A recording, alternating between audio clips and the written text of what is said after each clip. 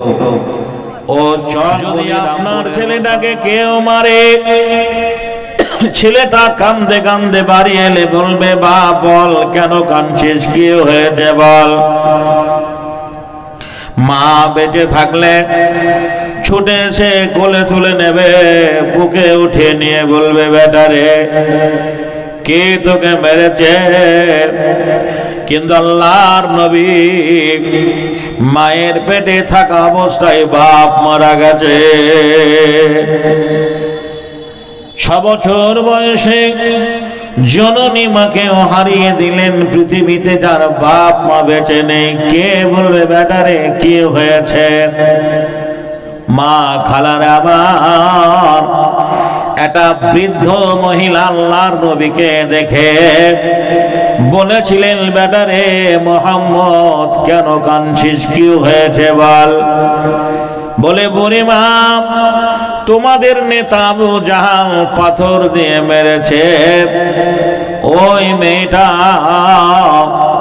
একথা শোনার সঙ্গে সঙ্গে আল্লাহর নবীর মাথায় হাত বুলিয়ে বলল, আরে বেটা বাপ বেঁচে নেই, মা মারা গেছে, কে নিষ্ঠুর তোকে এমন করে মেরেছে। বলে, বুড়িমা তোমাদের নেতা আবু জাহাল মেরেছে। বৃদ্ধ মহিলাটা এ কথা শোনার সঙ্গে সঙ্গে আল্লাহর নবীর চাচা আমির হামজার বাড়িতে গেল। কে বাড়িতে? আমির হামজা বেরিয়ে এসে দেখলো একটা বৃদ্ধ মহিলা। বলছে, মা কি হয়েছে তোমার? বলছে, বেটারে আমার কিছু হয়নি, একবার গিয়ে দেখ তোদের ভাই হারা বাপ হারা আব্দুল্লাহর বেটা মোহাম্মদকে তোদের নেতা আবু জাহাল কেমন করে পাথর দিয়ে মেরেছে। নবী কতবার গেছেন, চাচাকে দাওয়াত দিয়ে বলেছেন, চাচা গো একবার কালেমা পড়ো, মুসলমান হয়ে যাও। কিন্তু তার চাচা বলেছিল, আমাদের বাপ দাদার ধর্ম আমরা পরিত্যাগ করতে পারবো না। টাকা পয়সার দরকার হলে বলবি, যা দরকার হবে বলবি, 2 হাত ভরে দেব, কিন্তু আমাদের বাপ দাদার ধর্ম ছাড়তে পারবো না। এই চাচা বৃদ্ধ মহিলার আওয়াজ শুনে আল্লাহর নবীকে খুঁজতে গিয়ে রক্ত মাখা শরীর দেখা দাঁড়িয়ে থাকতে পারল না। বলল, বেটারে কে মেরেছে বল। আল্লাহর নবী বললেন, চাচা গো তোমাদের নেতা আবু জাহাল পাথর দিয়ে মেরেছে।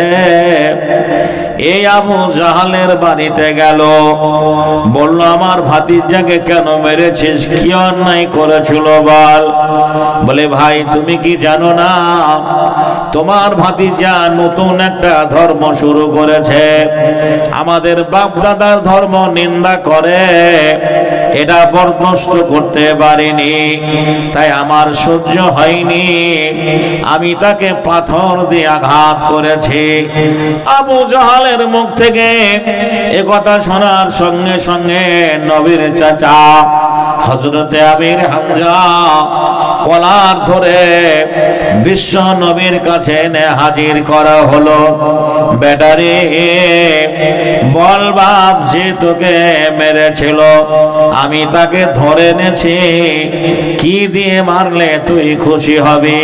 চাচা গো আবু জাহাল বুঝতে পারেনি, জানতে পারেনি আমি আল্লাহর নবী, তাকে ক্ষমা করে দিয়েছি।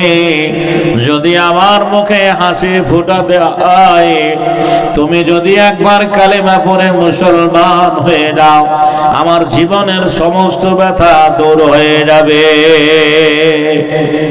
সেদিন আবু জাহালকে ছেড়ে দিয়ে নবীর চাচা হযরতে আমির হামজা কালেমা পড়ে মুসলমান হয়েছিলেন। এইভাবে ধাপে ধাপে বহু সাহাবীদিন, বহু সাহাবায়েদিন, বহু মুশরিক বেদিন তারা ইসলাম কবুল করে মুসলমান হয়েছিলেন। আমরা শুনেছি হযরতে বেলালের জীবনী, উমাইয়ার কৃতদাস হাবশী গোলাম হযরতে বেলাল, যার নাম, মুসলমান হওয়ার জন্য মক্কার কাফেরেরা তার হাতে পায়ে দড়ি বেঁধে মরুভূমির মাঠে মাঠে টেনে টেনে নিয়ে বাড়িয়েছিল। তবু এই বেলাল ইসলাম থেকে সরে যায়নি। এই বেলাল মুসলমান হয়েছিলেন। ঈমান আনার পরে মক্কার কাফেরেরা তার হাতে পায়ে দড়ি বেঁধে মরুভূমির মাঠে মাঠে টেনে টেনে নিয়ে বেড়া হয়েছিল। আমরা বহু আলেমদের মুখে এই বেলালের ইতিহাসটা শুনেছি, কিন্তু বেলালকে কেউ চোখে দেখেনি। ও চকবলি রামপুরের মুসলমান ভাইরা, খালারা, মায়েরা, আমি সময় নষ্ট করব না। আমি আপনাদের কাছে আজকে তাজা টাটকা ঘটনা বলবো। আমি রক্ত মাংসের গড়া একটা হিন্দুর ছেলে। আজকে ইন্টারনেটের যুগে সুবহানাল্লাহ আমরা দেখতে পাচ্ছি সারা দুনিয়া জুড়ে ধর্মের লড়াই চলছে। যারা যে ধর্মের মানুষ তাদের কাছে সেই ধর্মটা সব চাইতে বড়। যারা ইহুদি তারা বলছেন আমরা বড়, আমাদের কত টাকা দাম পাঠাইল, পরিমাণে 500। আব্দুল সত্তার দেখো এখানে আসিয়া সেও 500 টাকা দিল দান দিয়া। রিয়াজউদ্দিন জামাই আমাদের এক বস্তা চাউল। জি রিয়াজউদ্দিন, মাশাআল্লাহ ভাই রিয়াজউদ্দিন দেখো কোথায় জানো ছিল, অবশেষে সেও একে চাল পাঠাইল। এক ব্যাগ সিমেন্ট চালে কি করে গেল দান, এক ব্যাগ চালে কি করে গেল দান, 25 কিলো পরিমাণে হইল প্রমাণ। জি নাসিমের বাবা এক বস্তা আলু। নাসিমার আব্বা এক বস্তা আলু দান করেছেন। জাযাকাল্লাহ, আলহামদুলিল্লাহ, মাশাআল্লাহ। জি একজন আম্মা জান 550 টাকা দান করেছে। আল্লাহ তার দান তুমি সাদরে কবুল করে নাও। আশিরে বা সুবহানাল্লাহ, দান হায়রে দান। জি মোল্লা 2000 টাকা। জি উনসর মোল্লা 2000 টাকা। উনসর মোল্লা নামে দেখো কোথা জানো ছিল, মাদ্রাসায় পার পাশে দান পাঠাইল। পরিমাণে 2000 করে গেল দান। কবুল করিয়া নিবে তুমি রহমান, আল্লাহুম্মা আমিন সুম্মা আমিন। নবী গো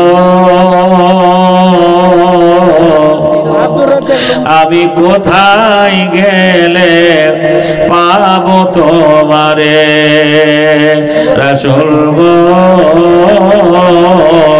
আমি কোথায় গেলে পাবো তোমারে।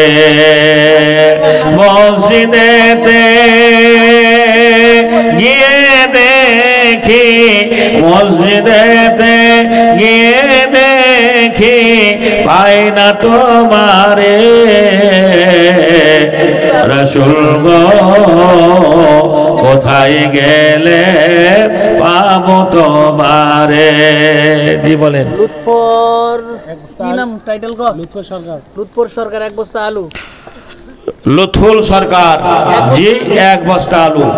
পরে বলছেন জি। আর আব্দুর রাজ্জাক এক বস্তা আলু। আব্দুল রাজ্জাক এক বস্তা আলু, 2 বস্তা সিমেন্ট। মাশাআল্লাহ, আলহামদুলিল্লাহ। বলে এলসিসি কিংবা সেঞ্চুরি হয় অম্বুজা, আরতে অম্বুজা বাজারেতে আরো পাওয়া যায়। টাটা স্টিল দেখো দুর্গাপুর ছিল, রিবন সিমেন্ট কি বাজারেতে এলো। ভাই জান তরি রায় করে গেল দান। এক বস্তা আলু আর সিমেন্ট হইল প্রমাণ। রব্বানা তাকাব্বাল মিন্না ইন্নাকা আনতাস সামিউল আলিম, আমিন সুম্মা আমিন। 10 কিলো 20 কিলো করে আলু চান তাও হবে। এক বস্তা করে যদি সবারই অসুবিধা হয় তো 10 কিলো 20 কিলো করে দিলেও সবাই আমরা অংশগ্রহণ করি, যে সবাই একটু এগিয়ে আসি 10 কিলো 20 কিলো করে। তো তেল খালি একটা মা 5 কিলো দিলেন, আর কেউ এলো না, যার কিলো এলো না। রসুনের দামও চরম, কেউ যদি বলেন আমি 5 কিলো রসুন দেবো, এই 5 কিলো রসুনের দাম জানেন সুবহানাল্লাহ, এখন আমাদের দেশে 1 কিলো রসুনের দাম 300 টাকা। দেখি বলছেন এই চাষটা মনে আপনাদের দিকে নেই, তো আলুর চাষটা আছে, তা আলুই দেন 5 কিলো 10 কিলো করে যদি আলু দেন তাতে আলহামদুলিল্লাহ অনেক এগিয়ে আসবে। আমরা আসি। আর সরিষা যারা লাগিয়েছেন আপনারা নিয়াত করুন যে ফসল ভালো হোক, আপনার একটু সরিষা দেবেন, তাহলে তেল হয়ে যাবে। মুখলেসুর রহমান ভাই আমার 1 বস্তা আলু দিয়েছেন, আলহামদুলিল্লাহ। মুখলেসুর রহমান দেখো কোথা যেন ছিল, শেষের বেলাতে দেখো দান পাঠাইল। 1 বস্তা আলু কি করে গেল দান, কবল করিয়া নিবে তুমি রহমান। মুখলেসুর রহমান দান কবলিয়া নিবে, ইমানে কিনে বাড়ি দুনিয়ায় রাখিবে, আল্লাহুম্মা আমিন। রফিউদ্দিন রাজস্পুরে বাড়ি, 1 বস্তা আলু, আলহামদুলিল্লাহ। যে বোঝা গেল আপনাদের এই তপন থানায় ভালো আলুর চাষ আছে। যেমনি বর্ধমান হুগলি এলাকায় আলু খুব ভালো হয়, এখানে আমরা যখন কোচবিহারে যাই, কোচবিহারে প্রচুর আলু হয়। কোচবিহারের দিকে এত আলু হয় যে আলু মালগাড়িতে করে বিভিন্ন দেশে যায়, যে মালগাড়ি করে লোড হয়ে বিভিন্ন দেশে যায়, আমরা দেখেছি। বন্ধুরে আমার, ভাইয়ের আমার, আমরা আসি। এই তপন থানাতেও ভালো আলুর চাষ আছে। আপনারা প্রত্যেক চাষি মানুষ মাইকের আওয়াজ শুনতে পাচ্ছেন, 1 বস্তা করে আলু দেবে, এরকম নিয়াত করুন। জি বলেন। মাস্টার সাহেবের শ্বশুর এবং ওর আব্বা 2 বস্তা আলু, 2 বিঘায়। ও মাস্টার সাহেব এবং মাস্টার সাহেবের শ্বশুর, ওরা 2 বিঘায় মিলে 2 বস্তা আলু, আলহামদুলিল্লাহ, মাশাআল্লাহ, আলহামদুলিল্লাহ। সবাই বাজে খানেতে যুক্তি করিয়া বিহাই বিহাই মিলে দিল দান দিয়া। 2 ব্যাগ সিমে 2 ব্যাগ আলু একে পড়ে গেল দান, 2 বিহাই একই হইল এলান। কি দেব ভেবে মনেও করিয়া মাদ্রাসাতে আলু দেখো দিল দান দিয়া। জাযাকাল্লাহ, আলহামদুলিল্লাহ, মাশাআল্লাহ। যে আমরা আসি ভাই, এভাবে আমরা মাদ্রাসাকে বাঁচাতে হবে। যেখানে কোরআন বন্ধুরে আমার পড়ানো হয়, এই মাদ্রাসাকে কেন্দ্র সরকার টাকা দেয় না, রাজ্য সরকার টাকা দেয় না। আগামী দিনে যাতে মাদ্রাসাগুলো বন্ধ হয় সে ষড়যন্ত্র চলছে। অতএব বন্ধুরে আমার, আপনারা দেখছেন যে সারা মুসলমানদের প্রতি কিভাবে নির্যাতন চলছে, যে বাংলা নির্যাতন চলছে। দিয়ে বলেন।